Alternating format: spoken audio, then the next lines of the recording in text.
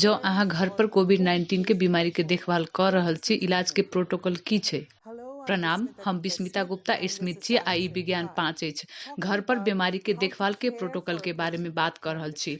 घर पर कोविड-19 के देखभाल के लेल प्रोटोकॉल डॉक्टर जेनेट डिया छथि। स्वागतम जेनेट। धन्यवाद विस्मिता, हमरा एहि महत्वपूर्ण सत्र में राखऽ के लेल। जेनेट, घर पर कोविड-19 के देखभाल के लेल इलाज के तरीका के बारे में बताउ। जो कोविड-19 लागल बीमारी के घर पर देखभाल कयल जा रहल छै, त किछ महत्वपूर्ण बात सब विचार करऽ के चाही। एकटा छै बीमारी के अलग थलग राखऽ के चाही, मतलब जे हम नहीं चाहे छी जे उ बीमारी दोसर आदमी में विषाणु प्रसार करे।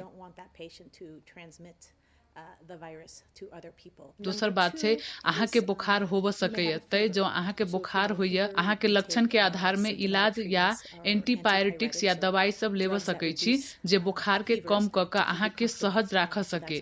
तेसर बात छै प्रशस्त खाओ आ पीबू, जैसे अहाँ के पर्याप्त पानी भेटैत रहे। सुनिश्चित करू जे अहाँ के खाए के किछ बढ़िया आदत बनेने रहू, जे अहाँ के जे निक लागे से खाओ, लेकिन अहाँ अपना आप के बढ़िया से पोषण आ पर्याप्त पानी दैत रहू।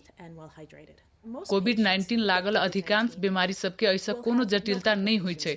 हुनका सब में गंभीर निमोनिया विकसित नहीं होब सकैया आ अस्पताल जाय के जरूरत सेहो नहीं भ सकैया, आ उ बढ़िया छै।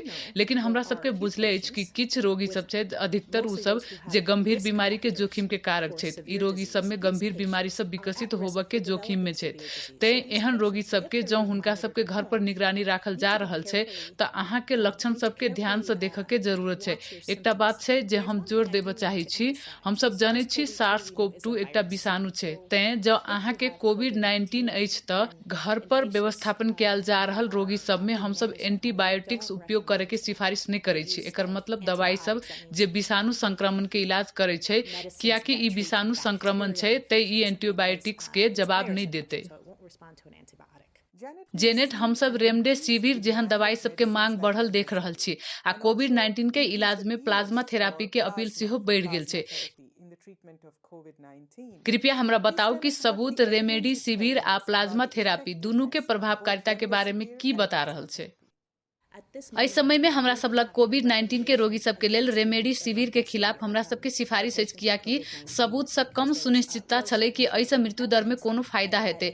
स्वास्थ्य प्राप्त करय वाला प्लाज्मा के लेल हमरा सब लग वास्तव में ओहि निर्देशिका में कोनो विशेष सिफारिश अखन तक नहीं छै, लेकिन हमरा सब लग नैदानिक व्यवस्थापन निर्देशिका में जे किछ भी छै सेहो एकर प्रयोग के खिलाफ छै, जब तक नैदानिक परीक्षण के तहत ओहि हस्तक्षेप सब पर कोनो सबूत सब जमा होय।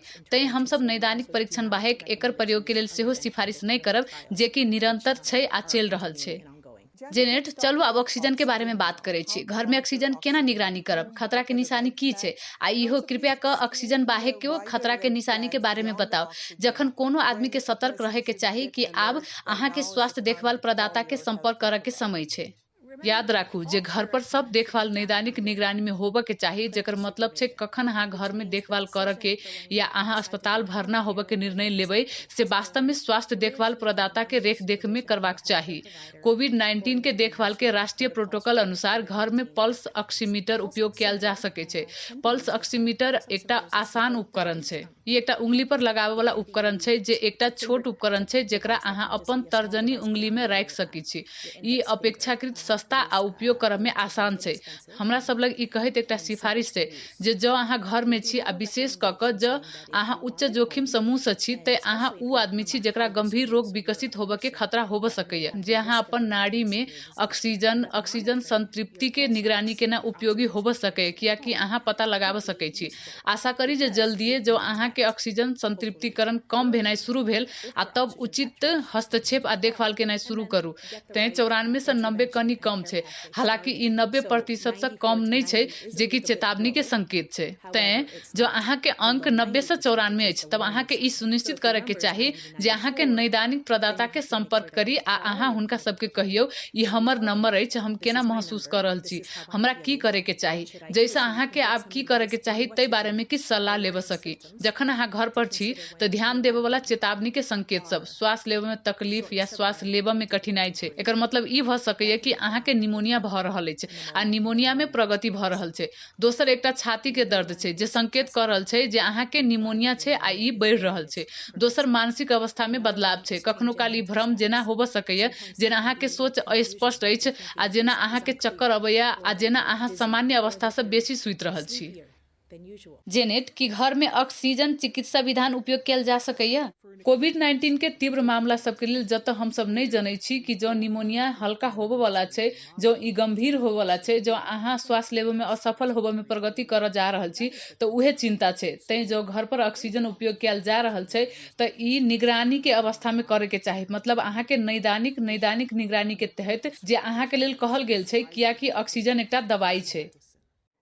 अहाँ के धन्यवाद जेनेट। उ छलै त डॉक्टर जेनेट डियाज घर पर कोविड-19 के रोगी के देखभाल के लेल प्रोटोकॉल बतबैत। अगिला बेर तक के लेल सुरक्षित रहू, स्वस्थ रहू आ विज्ञान संगे रहू। धन्यवाद।